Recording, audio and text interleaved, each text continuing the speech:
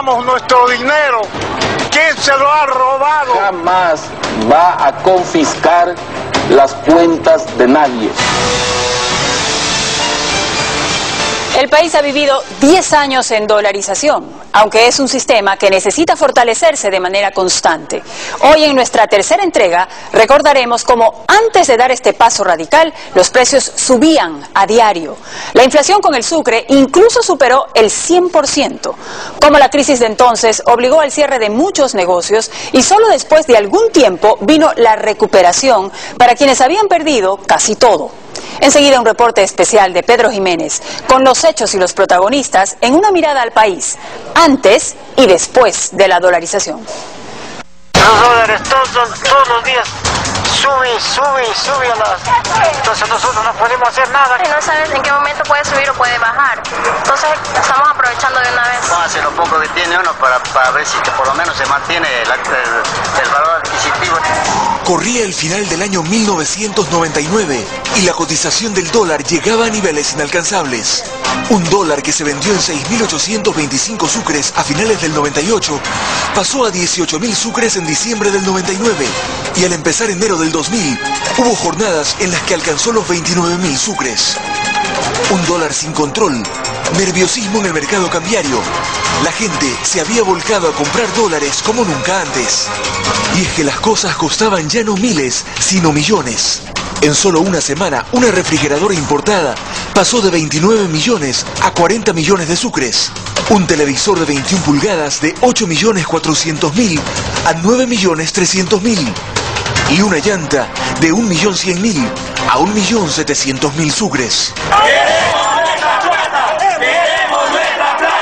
17 bancos habían quebrado en el último año y el país atravesaba la peor crisis financiera de su historia.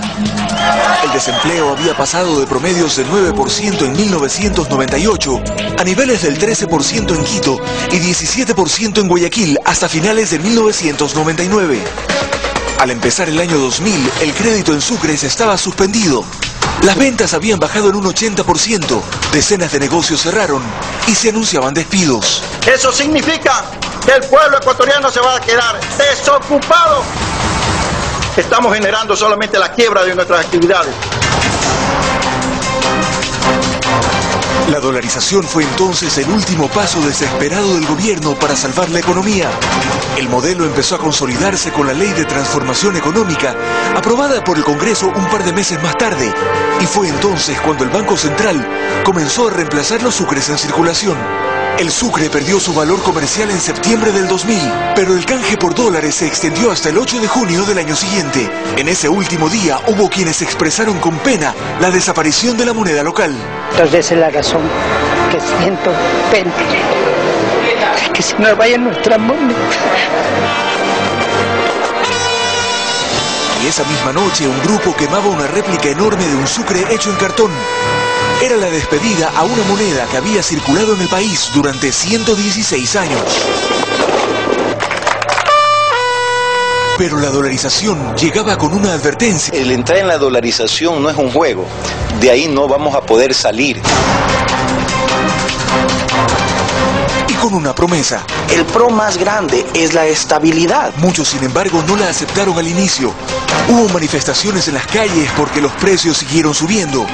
La explicación oficial fue que los precios debían nivelarse poco a poco, pues el sucre se había devaluado en forma violenta antes de dolarizar. Al comienzo faltaba moneda fraccionaria y el redondeo para cobrar sin centavos tardó en corregirse. La dolarización debía fortalecerse con el ingreso de más dólares a la economía. Un reto desde todo punto de vista, pues fueron las importaciones las que más se vieron alentadas. La prueba está que yo estoy abriendo un nuevo almacén, ¿ya? Este almacén lo tenía cerrado por la crisis. La primera persona en hablar de dolarización en el país fue la empresaria Joyce Ginata. Más de un año antes había hecho la propuesta y lo primero fue convencer a un grupo de economistas y a la sociedad civil. Porque obviamente, si esa dolarización no estaba vendida, los políticos no le iban a aceptar. Pero la gente ya estaba consciente, porque si algo conocía la gente era el dólar, que no había otra alternativa. Y recuerda que hubo oposición incluso por parte del Banco Central del Ecuador. El Banco Central era un enemigo. decía todas las cosas como para que la gente se asustara, porque obviamente ellos sabían que iban a perder poder. Lo siguiente, dice, fue demostrar que había reservas suficientes para dolarizar la economía. Se necesitaron 450 millones de dólares, porque eso es lo que había en sucres en el mercado. Hoy, 10 años después, se anotan otros resultados de la dolarización. Bastaría decir que en 10 años baja la inflación del prácticamente casi 100% al 4%. La tasa de interés llegó al 200%.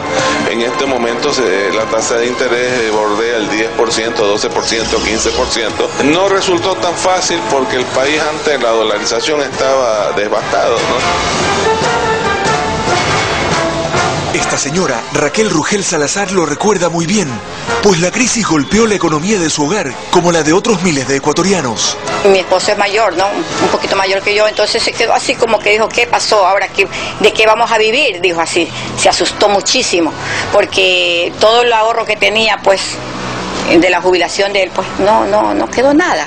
Pero sin embargo yo también decía, pues yo que sé algo, tengo que ayudar, decía en mí, ¿no? Fue así como luego, con un préstamo de tan solo $500, pudo empezar un negocio de asistencia a eventos que se fortaleció con los años. Y he sido inspiración de muchas personas, les cuento, para que pongan más negocios de esto así. Y uno de los sectores más beneficiados, con una alta capacidad de generar mano de obra, fue el de la construcción.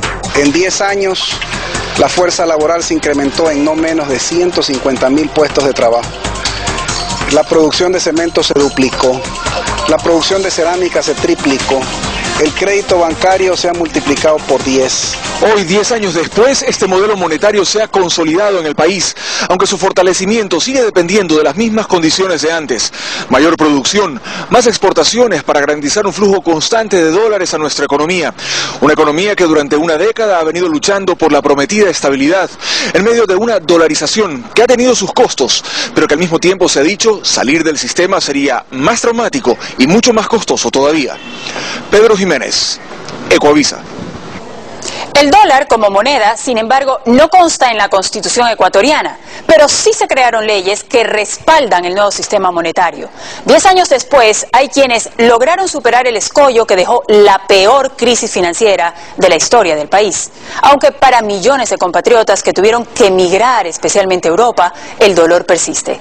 Eso es lo que nos contará mañana nuestra corresponsal en España, Silvia Carrasco, el drama de los emigrantes. Además, todos los videos de este especial, así como los informes que respaldaron la dolarización, véalos en www.ecuavisa.com.